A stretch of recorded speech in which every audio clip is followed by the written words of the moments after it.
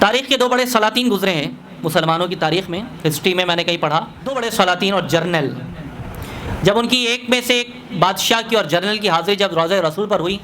تو اپنا طوق پہنا، تاج پہنا،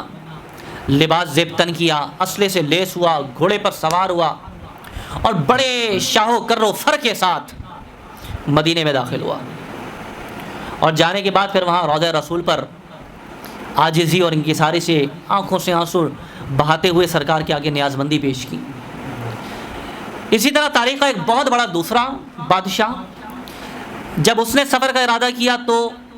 اپنی پگڑی، اپنا طوق، اپنا لباس، اپنا شاہی کروفر سارا کا سارا چھوڑا اور ایک سادہ فقیری کے لباس میں ایک عام انسان کی طرح چل کر روضہ رسول پہ حاضر ہوا اور حضور کو نیاز مندی پیش کی. دونوں کے جو محبین تھے انہوں نے سوال کیا. پہلے والے سے جب سوال کیا کہ آپ تو سرکار دو عالم کے روضہ انور پر حاضر ہوئے جہاں پر بڑے بڑے سلاطین اپنی گردنیں خم کر دیتے ہیں، اور وہاں پر آپ شاہی کر و فر کے ساتھ تاج اور قبہ اور شبہ اور گھوڑے اور سواری اور عیش و عشرت کے ساتھ آپ جو ہے روضہ رسول پہ حاضر ہوئے. تو انہوں نے فرمایا میں اس لیے حاضر ہوا سرکار کو یہ بتانے کے لیے میں کتنا بھی بڑا ہو جاؤں ہوں تو آپ کے در کا نوکر.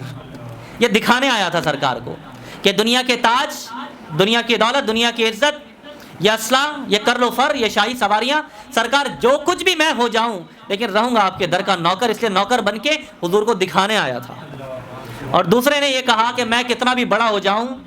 رہوں گا تو در مصطفیٰ کا فقیر، تو بادشاہوں کے آگے اترایا نہیں جاتا، تو میں سادگی اور فقیری میں حضور کو دکھانے آیا تھا کہ میں کچھ بھی ہو جاؤں زمانے کے لیے بادشاہ ہوں، حقیقت میں تو آپ کے در کا گدا اور بھکاری ہوں. دونوں کی نیتیں،